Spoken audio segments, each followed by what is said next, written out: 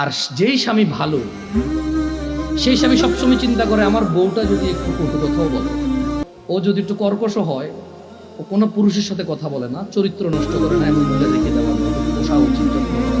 বুদ্ধিমান স্বামী। একজন বুদ্ধিমান পুরুষ কি করে, যখন ওর বউ চরিত্র ভালো থাকে, কি থাকে, যখন ওর বউর চরিত্র ভালো, মানে কোন পুরুষের সাথে কথা বলে না, কোন পুরুষের সাথে দেখা দেয় না, খালতো ভাই মামতু ভাই আড়াতো পাড়াতো এসব ভাই ভাইটাই নাই, ক্লাসমেট, হ্যাঁ এসব ভাইটাই নাই, কথা বলে না এগুলোর সাথে, কিন্তু একটু জ্বালা যন্ত্রণা করে জামাই সাথে, cash cash cash cash cash, যেটা স্বভাব আর কি কিছু কিছু মহিলা হ্যাঁ করে, এই সারাদিন এই নাই সেই নাই, কমপ্লেন আর কমপ্লেন, কিন্তু ঘরের ভিতরে কোথায় কোথায় একজন বুদ্ধিমান পুরুষ ওই মহিলাকে রেখে দেয়। কেন? ওই মহিলাকে আদর যত্ন করলে এটা মানুষ হবে, চরিত্র ভালো। এটা কি ভালো? চরিত্র ভালো। ওর বিছানা ছাড়া কারো বিছানায় যায় না, ওর ঘর ছাড়া কারো ঘরে গিয়ে জামা কাপড় পরিবর্তন করে না। এটা বুদ্ধিমান পুরুষ। পুরুষের মাথা লোপ পাইছে, মানে অবৈধ সম্পর্ক করতে করতে করতে কোন বউটা ভালো কোন বউটা ভালো না এই বিবেচনা। এখন রান্নার দোষ, বাপে ল্যাপতোষক দেয় নাই সেই দোষ, এই কাঁঠালের দিনে কাঁঠাল দেয় নাই ওই দোষ। এখন বউর আর কোনো দোষ খুঁজে পাই না। এখন ল্যাপতোষক দেয় নাই, সোফা দেয় নাই, টিভি দেয় নাই, ফ্রিজ দেয় নাই, আমের দিনে আম দেয় নাই, জামের দিনে জাম দেয় নাই, শীতকালে ওই যে কি কয়টার দাওয়াত খাওয়াই নাই, তোর ভাইয়ের পোলার মুসলমানই হয়েছে আমার এখান থেকে 15 জন খাওয়াই নাই, তোর ভাইয়ের বিয়ে হয়েছে আমার মাত্র 4 জনের দাওয়াত দিয়েছে, 10 জনের দেয় নাই। এখন বউর কোনো দোষ নাই, এখন এই দোষ দিয়ে শুরু করে দিচ্ছে। জাহেল পুরুষ ভালো মেয়েদেরকে ওইভাবে সংসার নষ্ট করে দিচ্ছে। আমি মহিলাকে বললাম যে আপনার তালাক হয়েছে বা হয় নাই, কত দেওয়ার আমার যোগ্যতা নাই। আপনি যদি মনে করেন আপনার স্বামী গোপন করেছে, শেখের সাথে তালাক একবার তালাক দিছে, যেটা গোপন করেছে, আপনি ওনার সাথেই কথা বলেন। আমি আমার বোনদেরকে বলবো, বোন ও আচ্ছা, আমি ওই ওই মেয়েটাকে এতটুকু বললাম যেই ছেলে আপনাকে 3বার তালাক দিল, 3বার, আপনার কাছে কেন মনে হয় ও চতুর্থবার দিবে না?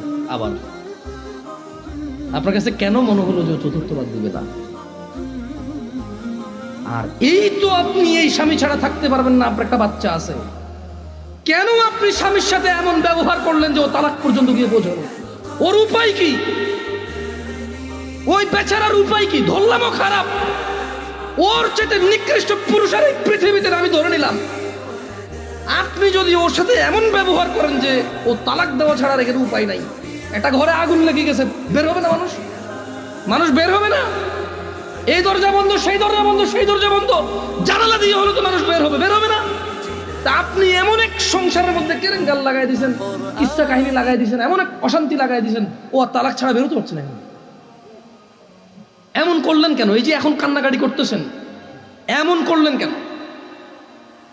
এই যে বলতেছেন আমি এখন ধৈর্য ধরবো, আমি আর মুখে মুখে বলবো না, আমি আর ওর অপছন্দ হয় ওর বাবা মায়ের সাথে খোটাখুটি করলে এখন আর করবো না, আমি আগে কেন ভাবেন নাই? আমি আমার বন্ধুদেরকে বলবো, তোমার স্বামী আছে, ওকে গুরুত্ব দাও। আর ভাই তোমাকে বলবো এই পৃথিবীতে জানি না, বাংলাদেশে প্রায় পুরুষ তালাক দেওয়ার পর আবার ওই বউয়ের সাথে জেনা করে। পরিপূর্ণ তালাক বহুবার হয়েছে, ও পরোয়া করে না, আবার ওই বই লাগবে তার। ওকে, এই যে শিক্ষিত গুলোর মধ্যে কতগুলো আছে ডিভোর্স হয়, ডিভোর্স হওয়ার পরে আলাদা হয়ে যায়, আলাদা হওয়ার পরে এরপরে আবার স্বামী স্ত্রী মিলামেশা করে, এরপর ওই বই মামলা দিয়ে আমাকে রেপ করেছে। তোমরা টিভিতে দেখো না এগুলো খবরে? মানে ডিভোর্স হয়েছে, শিক্ষিত হাই সোসাইটি ডিভোর্স হয়েছে। কি হয়েছে? ডিভোর্স। ছেলে আলাদা, মেয়ে আলাদা হয়ে গেছে, মানে মহিলা ডিভোর্স দিয়ে চলে গেছে। এখন বাচ্চা একটা আছে না, ওইটার উসুলায় একটু মাঝে মধ্যে দেখা সাক্ষাৎ হয়, we are just a friend, না উই আর জাস্ট কি ফ্রেন্ড, একটু দেখা সাক্ষাৎ হয়, এরপরে ওই আবার নিজেরা গভীর সম্পর্কে জড়িয়ে যায়, বিয়ে ছাড়াই, বিয়ে বহির্ভূত, মনে করো যে আমরা তো স্বামী স্ত্রী ছিলামই। এরপরে একদিন কি বলে, যখন বনিবানা হয় না, আবার মহিলা যা মামলা করে আমাকে রেপ করেছে। আরে ভাই কি আশ্চর্য কথা, একবার তারা বউ জামাই ছিল, আবার তারা তালাক দিল, এখন আবার তারা রেপ করে একজন। এই হলো যে সমাজের আমাদের অবস্থা। যাক, আমি আসলে অনেক কথা বলে ফেলছি।